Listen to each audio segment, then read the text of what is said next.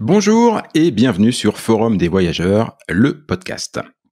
Dans cette nouvelle série, nous allons vous présenter différentes opportunités pour vivre une expérience exceptionnelle au Canada.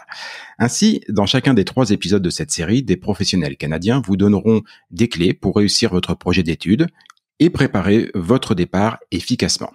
Je m'appelle Jean-Michel Lhomme, je vis au Québec depuis près de 3 ans et c'est moi qui ai le plaisir de vous accompagner dans cette découverte. Aujourd'hui, je vous propose d'aborder les opportunités de formation professionnelle au Québec.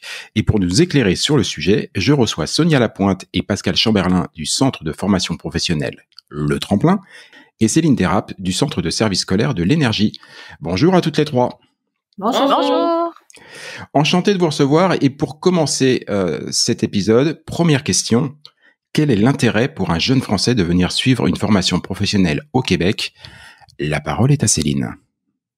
Bonjour tout le monde. Tout d'abord, merci Jean-Michel de l'invitation pour le podcast. Spontanément, quand j'ai pensé à la question, je me suis dit, qu'est-ce qui différencie la formation AFP au Québec versus ce qui est déjà offert en France? Et je pense qu'un des éléments est vraiment la proximité avec nos enseignants. Les élèves sont en continu avec l'équipe école, que ce soit les enseignants, les services complémentaires qui sont offerts à eux. Et cette proximité-là est quelque chose qui est souvent nommé par nos élèves internationaux quand ils arrivent avec nous.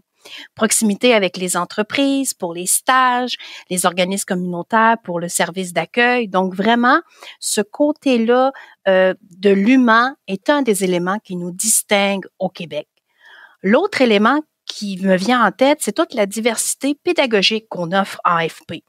En AFP, on a de la formation traditionnelle en classe, mais on a de la formation individuelle, on a de l'alternance travail-études, il y a des stages, on a des ateliers pratiques. Donc, c'est très diversifié et l'élève peut se retrouver dans différentes formules pédagogiques pour sa formation. Puis rapidement, comme on dit au Québec, il va être dans le bain, c'est-à-dire qu'il va être tout de suite en action et dès la première semaine, ses premiers modules, il va être en pratique et va découvrir le métier auquel il a choisi de venir étudier chez nous. Donc, c'est ce qui me vient en tête dans les éléments qui nous diversifient. Pascal, Sonia, vous confirmez? Oui. Oh oui. En fait, je peux me permettre, j'ajouterais la qualité de l'enseignement que les élèves reçoivent au Québec, en ce sens que ce sont des enseignants qui font une formation en pédagogie, mais ce sont d'abord et avant tout des gens passionnés de leur métier, spécialisés dans leur métier, puis très proches des exigences du marché des entreprises, du marché du travail, ce qui fait en sorte que tout au long de la formation, les élèves ont accès à de la machinerie, des appareils qui sont à la fine pointe des exigences du marché actuellement au Québec. Alors ça, c'est très intéressant. Donc, très peu de temps assis, beaucoup en action avec des appareils qui sont de haute qualité, accompagnés par des gens passionnés. Donc, je pense que ça, c'est une force au Québec, puis on se démarque par notre enseignement en formation professionnelle. Et pour profiter de cette force, quel est le ou les profils types des étudiants qui pourraient venir intégrer ces formations? J'irais premièrement avec des élèves débrouillards, autonomes, curieux, vraiment, qui ont le désir d'apprendre, de toujours en savoir plus et d'avoir rapidement les 2 mains, comme elle a dit Madame Céline, être dans le bain, avoir les 2 mains dedans, c'est du pratico-pratique, là, la formation professionnelle. Céline? C'est exactement ce que j'allais nommer, le côté pratico-pratique, le côté aussi d'avoir une formation qui est reconnue sur le marché du travail d'une façon quand même rapide. Là, on parle à l'intérieur d'un 2 ans, on part avec le diplôme d'études professionnelles et on est accessible tout de suite sur le marché du travail. Donc, c'est quelque chose aussi qui est intéressant. Et on voit des étudiants avec une rapidité d'esprit, une logique, une dextérité quand on est dans des travaux plus manuels, qui est des profils types de nos élèves. À ce stade du podcast, je pense qu'il y a probablement d'ores et déjà des jeunes que ça allume un petit peu, que ça intéresse. Ceux qui sont intéressés auront l'occasion de venir vous rencontrer et de vous poser leurs questions lors de votre prochaine visite en France en février. On y reviendra à la fin de l'épisode. Si suite à cette rencontre, ils souhaitent se porter candidat, est-ce qu'ils peuvent espérer participer à la rentrée de septembre? Oui. En fait, Dans la majorité des centres de formation, c'est la beauté de un des avantages de la formation professionnelle. Donc, nous, ils pourront intégrer la formation dès septembre. Par contre, nous avons des programmes qui sont en entrée continue que nous appelons. Donc, les élèves peuvent arriver à tout moment dans l'année selon le moment où ils reçoivent leur permis d'études. Alors, il y a des programmes où c'est spécifiquement seulement en septembre 24, mais plus de la moitié de notre offre de programmation, de formation, les gens peuvent arriver à tout moment dans l'année. Céline, c'est la même chose? Ben, c'est exactement la même chose parce que tous les centres de formation au Québec sont avec ces modalités-là. Et comme on essaie de se coller le plus possible au marché du travail, ben, les entrées en continu dans plusieurs programmes de formation est disponible. Donc, vraiment, là, c'est de ne pas se gêner puis d'appeler dans les centres de formation qui les concernent, qui les intéressent. Et à ce moment-là, ils pourront voir l'horaire de possibilité de rentrée. Ça a l'air extrêmement souple. Des fois, le téléphone est peut-être plus difficile étant donné les continents, la distance. Par courriel, donc ça va très, très bien également. Là. C'est même le moyen idéal, le courriel. C'est vrai que sinon, il faut quand même tenir compte qu'il y a quand même 6 heures de décalage horaire. C'est pas rien si on peut éviter de réveiller les gens en pleine nuit. C'est pas plus mal. Ça fait toujours plaisir. On essaie de pas dormir au bureau d'habitude. Ces jeunes qui auront été séduits, qui vous auront rencontré et qui viseront la prochaine rentrée ou comme on l'a vu, la rentrée de janvier, voire des rentrées continues, quel parcours est-ce qu'ils devront suivre précisément pour vous rejoindre? Céline? Ben, d'emblée, l'élève qui veut faire son parcours avec nous doit se procurer une lettre d'admission. Donc, c'est comme la porte d'entrée pour tout candidat qui veut venir étudier au Québec. À ce moment-là, on fait l'analyse des préalables, on fait l'analyse du dossier et le centre d'établissement est en mesure de fournir la lettre d'admission. Par la suite, s'enclenche tout le processus d'immigration, c'est-à-dire la demande du CAQ, la demande des permis d'études, de permis de travail coop, si le programme d'études demande un stage. Et moi, je dis toujours à mes étudiants ou candidats potentiels, mettez-vous un délai de plus ou moins 6 mois entre le moment où vous avez la lettre d'admission et le début de votre formation. Donc, ça permet d'être réaliste dans les démarches de l'immigration parce qu'il faut savoir que nous, dans les centres de formation, on s'occupe du volet administratif du dossier de l'élève, mais c'est pas nous qui avons le dossier de l'immigration. Donc, on travaille en partenariat avec les différents ministères d'immigration fédérale et provinciale. Donc, ces délais-là, on n'a pas de contrôle. Mais présentement, dans plus ou moins 6 mois, c'est une démarche qui peut être réaliste. Pascal, Sonia, même chose pour vous? La même chose, c'est juste qu'il faut faire attention qu'il y a certains centres de formation professionnelle au Québec où pour avoir la lettre d'admission vont déjà demander, il va y avoir des coûts. Donc, il y a certains centres qui ont des coûts, certains centres qui n'ont pas de coûts, mais en se référant au site Internet du centre de formation professionnelle où on veut appliquer. Toutes les informations sont là. La plupart des sites Internet ont vraiment un onglet élèves internationaux, élèves étrangers. Donc, toutes les procédures spécifiques à chacune des écoles, dans le fond, se retrouvent sur les sites Internet. Question subsidiaire, puisque on s'adresse, si j'ai bien compris, à des jeunes adultes ou on va dire des adolescents en fin d'adolescence.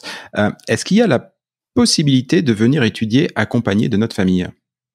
Oui, pour certains vont faire le choix de venir avec les familles. Puis à ce moment-là, il y a un accompagnement qui peut se faire au niveau de la recherche du logement, les inscriptions. S'il y a des jeunes enfants, pouvoir les inscrire dans les écoles primaires selon le bon secteur ou les écoles secondaires ou en formation professionnelle. Donc oui, évidemment, c'est possible de venir vivre au Québec ou de venir étudier au Québec en famille. D'ailleurs, c'est probablement plus facile de s'intégrer puis quand nos enfants puis nos conjoints nous suivent. Mais dans les deux cas, que ça soit seul ou en famille, c'est faisable. C'est certain que la vie au Québec, autant seul qu'en famille, c'est une vie qui est agréable et douce, qui est sécuritaire. Donc, le coût de la vie. Le coût de la vie, c'est ça. Donc, peu importe le processus ou le choix de venir seul ou accompagné, il y a des gens qui sont là pour supporter ce processus-là, de trouver le logement puis toute l'intégration pour que ça se fasse le plus doucement possible. Céline? Oui, ben tantôt on parlait d'humanisme avec la proximité avec les enseignants là, dans les intérêts des jeunes à venir étudier chez nous, mais je vous dirais que cet humanisme-là, on le retrouve aussi dans la qualité de vie du Québec. Donc, si je prends l'exemple de chez nous, on travaille avec le service d'accueil des nouveaux arrivants. Donc, chercher la garderie, chercher le loyer, trouver des activités de loisirs. Chaque coin du Québec a un petit trésor à découvrir, autant du côté de la nature, de la culture, que du côté plus urbain. Donc, vraiment, il y en a pour tous les goûts dans chacune des régions du Québec. Et ça, c'est quelque chose qui est super agréable quand on arrive avec notre famille ou quand on arrive seul, parce qu'on sait que l'intégration, on sait que l'accueil, c'est une chose, mais on sait que l'intégration est la clé. Donc, vraiment, là, ces partenariats-là avec qui on travaille avec les gens des villes, avec les gens du développement économique, les gens du côté communautaire, nous permettent de trouver les ressources là, pour les aider dans leur intégration. C'est ce qui fait partie des avantages de choisir la formation professionnelle au Québec? Je pense que oui, parce que ce côté-là ressort beaucoup. J'aime ça m'asseoir avec les étudiants qu'on a déjà chez nous qui viennent de d'autres pays pour voir qu'est-ce qui t'a marqué, c'est quoi le premier mot qui te vient en tête dans ton séjour ou dans ton processus, puis vraiment, c'est quelque chose qui sort souvent, cet accompagnement-là et la facilité qu'on a à les mettre en contact avec les bonnes personnes. La proximité. Exactement. On entend souvent le mot famille, on a l'impression d'arriver dans une grande famille. Chez nous, oui, là, c'est vrai ça. Mm. C'est vrai, Pascal, tu as raison. Souvent, ils vont nous le dire. Ouais. Puis la sécurité. Que le Québec, c'est sécuritaire, que les gens sont aimables, vraiment une sécurité. Absolument. Puis l'autre élément qui ressort souvent, c'est que tout est accessible. Tu sais, on parlait de plein air tantôt. Ben, le coût de la vie est bas, on le sait. L'accès à la propriété est quelque chose qui est réaliste. Moi, j'ai un jeune couple qui me disait jamais j'aurais pensé que j'aurais pu avoir une maison avec ma femme puis mes enfants. Et ici, ce rêve-là devient possible. Donc, vraiment, là, c'est un bon choix que les gens font pour toutes les raisons qu'on a nommées. Mais surtout, c'est qu'avec la formation professionnelle, ben rapidement, leur rêve devient réalité de travailler, de s'épanouir dans le métier qu'ils ont choisi avec leur famille dans une région là où il fait bon vivre. Là. Puis, ce qui se produit actuellement au Québec, la pénurie de main-d'œuvre, elle est tellement grande que dès l'arrivée en formation professionnelle, les gens sont souvent sollicités par les entreprises pour un emploi qui correspond à leur plan de formation.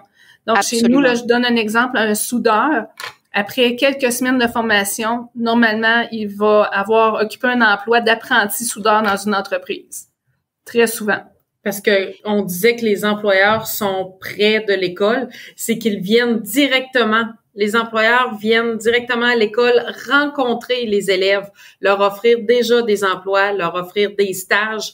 On exact. En a même qui paient l'autobus, le transport, la pizza, une visite de l'entreprise. Oui, ils font des opérations charme pour avoir des employés chez eux, bien vendre leur entreprise. Fait que il y a des grands besoins au marché du travail. Exact. Et dans tous les domaines, tu sais, on a nommé quelques domaines, mais dans tous les secteurs, la pénurie de main-d'œuvre est là.